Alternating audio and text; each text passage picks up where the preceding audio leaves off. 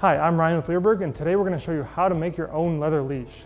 For the last nearly 30 years, Leerburg has been purchasing our own cow hides and having them tanned to our specifications. And for nearly all 30 of those years, we've had 4 different Amish harness makers making all of our harness, collars, and leashes for us. Now we offer the leather and hardware separately, so if you want to make your own leather leash or collar, you can do so. So today I'm going to show you how to make a leather leash using some of the materials that we offer. You can look online for all the different hardware and leather that we offer, but there would be a few things that you would need to provide on your own. This is a leather hole punch. I've got a sharp utility knife. I just changed out the blade so it's nice and sharp. I've got a Phillips screwdriver, and this is Loctite, which is a thread locking glue that you can put in the Chicago rivets that would keep the Chicago rivets sealed tight after you put them in. For leashes, we offer 3 different widths of leather. We have a 3/8 inch leather, which I'll show you how to do a weave leash on.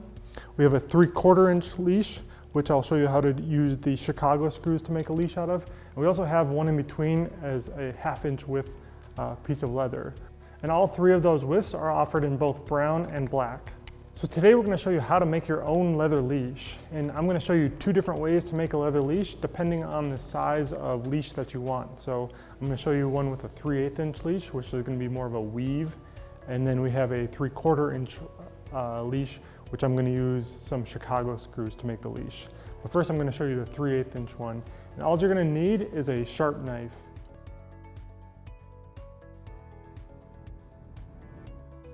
So to make a 3/8 inch leash with the weave method, you're going to need a sharp knife. You have your leash. This is my bolt snap. It's a 1/2 inch bolt snap. And if you want a ring at the end, I've got a ring here too. So I've already put holes in these, but I'll briefly describe how I did this. As you see, we have got the 4 different slits in the leash. We've got, they're all about a little over 1 inch long and roughly 1 inch, 3/4 of an inch to 1 inch apart. So first, for the ease of explanation, I'm going to number each of these holes so you can follow along. So from the end of the leash, the first one will be hole 1, 2, 3, and 4. So I'm going to put my bolt snap on in between holes 2 and 3. And what I'm going to do first is take the short end and put it through hole number 3. And then I'm going to pull it tight. Then I'm going to take the long end, and I'm going to put it back through hole number 2.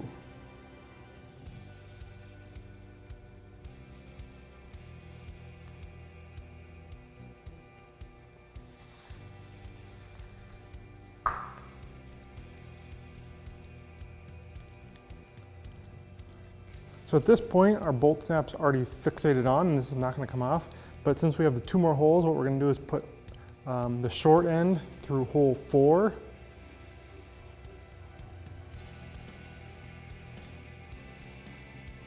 And then the long end through hole number 1.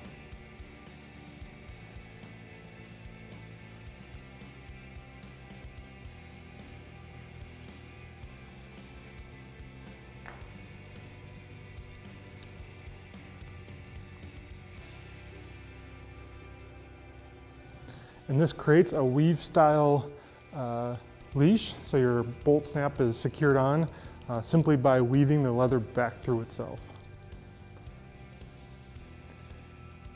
If you wanted to put a ring at the end of your leash, simply make a slit at the end of the long end of the leash. I'll take my ring, I'll put it on, and then I'll basically just fish this bolt snap through that slit, and the rest of these will come through.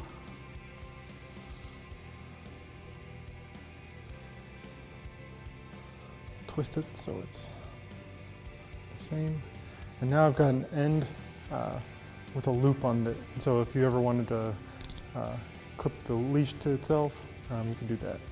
So one other option you can do for the handle is if you don't want any loops or rings on your handle, you can put a number of different slots down the long end of the leash. So I'm gonna put 2 more in quickly.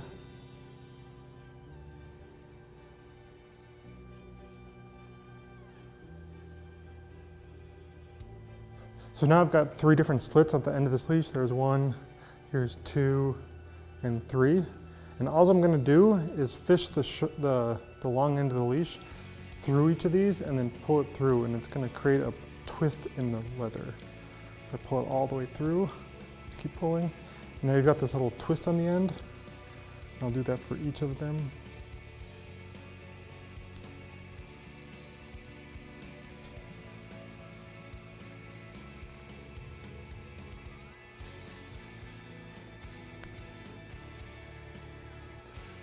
So there you have some twisted leather at your handle end. So this will add a little more grip for your leash, and it adds a little kind of style too.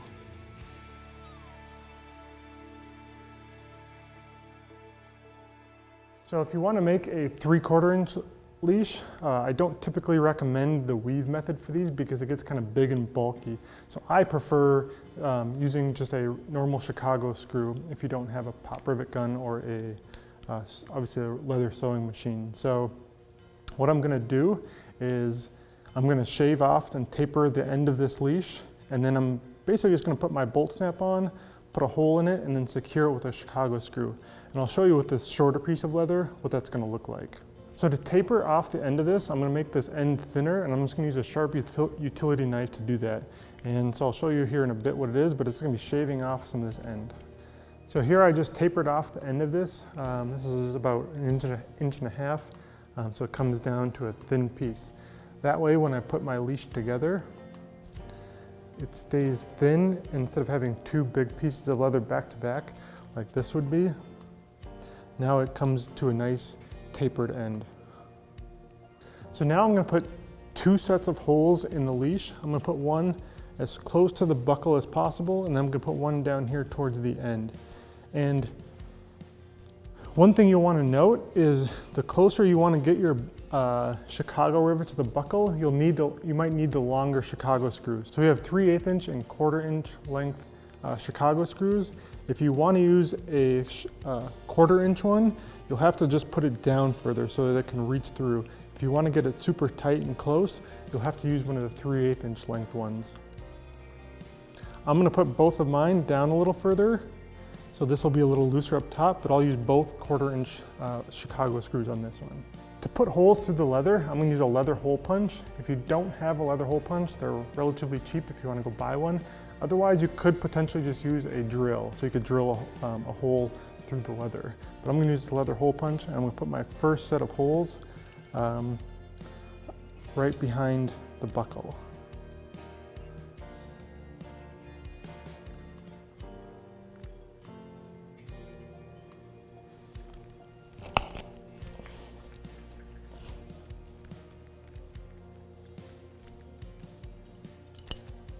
So to put in the Chicago screws, I've got a 1/4 inch Chicago screw here. And I'm just gonna need this is a Phillips screwdriver. So I'm gonna put the one end through the first hole. I'll put the other one through the back side.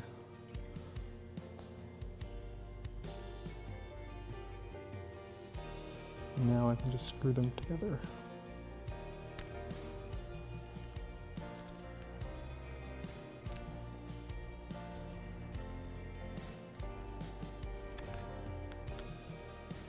To make sure that these Chicago screws didn't come undone, you could always put a drop of, this is Loctite, so a thread locking glue, inside the Chicago screw before you put it on. So now I'm gonna put my second hole right near the end of this backside.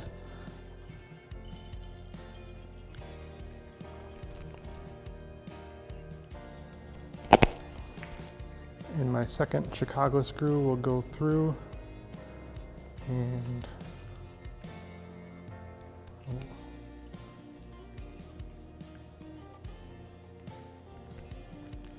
so I just tighten that up, and now I've got a securely fastened bolt snap to my leather strap. If you wanted a handle at the end of your leash, I would do the same process as this. I would just obviously leave a bigger loop and don't put a snap in here. You could put an O-ring here if you liked an O-ring at the end. And again, this is a shorter leather strap, so it would be a short kind of traffic lead. However, a 6-foot lead is gonna be much longer than this. But you could put whatever size handle on the end that you wanted.